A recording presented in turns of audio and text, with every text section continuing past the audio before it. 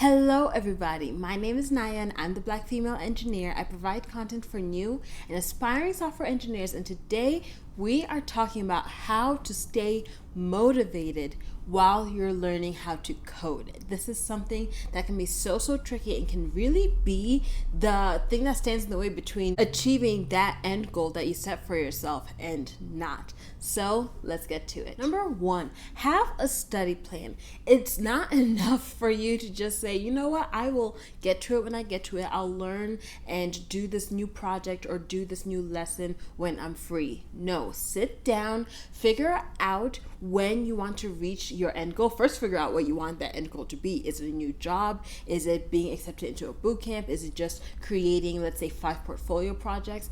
What do you want the end goal to be? And in what timeline do you want to get there? Once you figure these two things out, sit down and figure out what your study plan should be to get you there. How many hours a week, a day should you devote to studying, to learning, to developing, to get to that end goal by X amount of months, years, etc. And if you see that, oh shoot, I'm trying to get here 3 months from now, and because I have a full-time job and I'm a student at a university, X, Y, and Z, I won't be able to sit down for more than 50 minutes a day. And if I do that, I'm not going to get here by 3 months from now, X, Y, and Z. Then adjust what your timeline is. Figure out where in your schedule you can cut certain things back and just go from there. But seriously, have a study plan, because it's going to be so much easier to say, oh, it's Tuesday at 2 p.m. That means we're learning something new today, and sitting down and doing it. Being consistent with that is going to be a lot more helpful rather than, oh, I guess I'm free now. Like, no, let's not do that. Number 2, this is going to sound a little weird, but follow coding accounts. Follow accounts for learning to code, or accounts of actual developers doing the thing that you want to see yourself doing. And the reason this is important is because when you distract yourself, most of us distract ourselves by either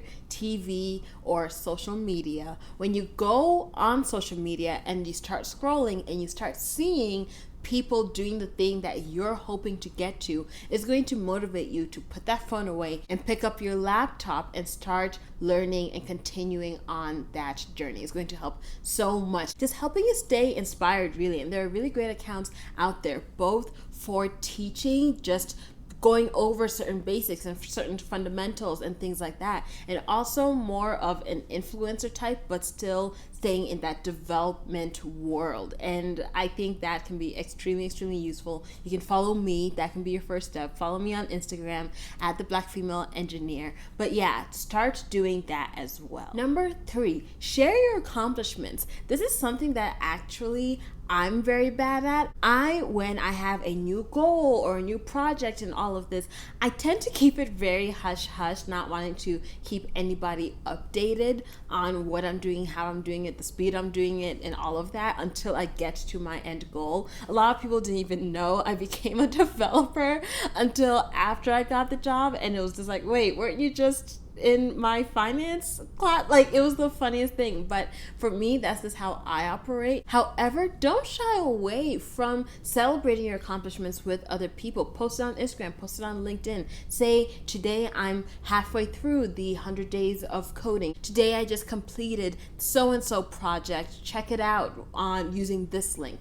Share your accomplishments, because one, it's great to just get that positive feedback of people cheering you on and saying, way to go. And it just makes you feel good and more motivated to keep on going. And 2, it also helps other people know that you're now on this journey. And when it comes time to job hunt and all of this, you're not going to surprise people by saying, hey, I need a job in software development. Meanwhile, they thought you were still an accountant way back when. So it helps a lot for multiple reasons. Number 4, this kind of goes with number 3, and that's tell your parents about it. Tell your parents or somebody you love and trust, and that'll help you in this process, because something I've always said is, if you want something to get done, tell your parents about it.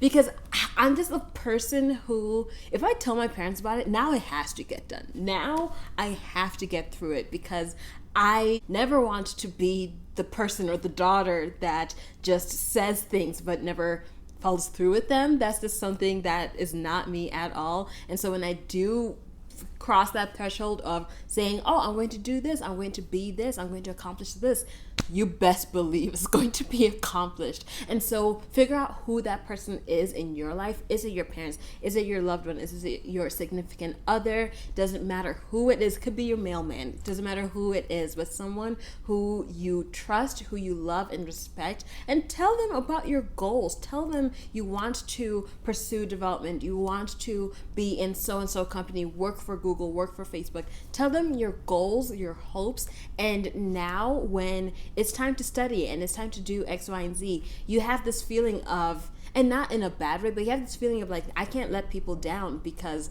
they're rooting for me. And of course, if you figure out coding and development is not for you, then of course leave it behind and figure out what is for you.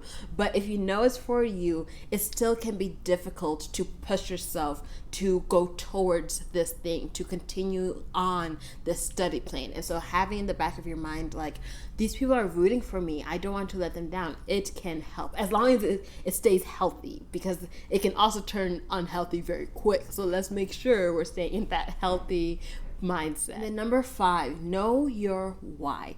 Know the bigger picture of why you're doing this. Is it because you want to reach financial freedom by a certain age? You want to own a home by a certain age? You want to simply enjoy your work and be a part of a development team and be a part of what touches so many people every single day, and that's developing and coding and just in general technology. What is your why? For me, it was a mix of these things. It was partly the financial freedom part, but a lot of it was this was the first thing that had ever excited me in terms of a potential career, and I wanted to chase that and see where it goes.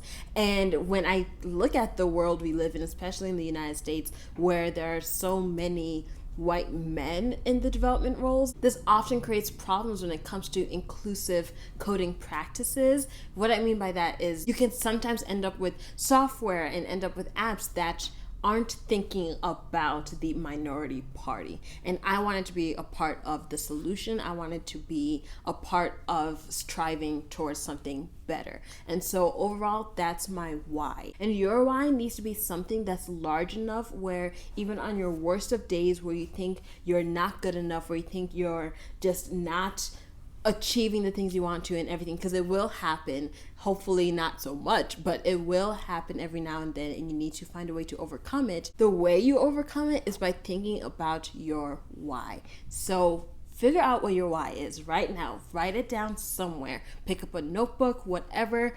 Write it down, and whenever you are doubting yourself, whenever you are feeling unmotivated, feeling like this is not the path for you, look at what you wrote there. And please never think that you are not a person who can be in this career just because the people around you don't look like you. If that is the case, it was the case for me, and often that's what would make me feel discouraged, make me feel not so great during this process. But remembering my why is what got me through those. So there you go, everybody. My 5 tips for staying motivated during this coding journey, during your transition into software development. I hope this helped. If it did, please leave a like, comment below, and don't forget to subscribe. But I will see you all later.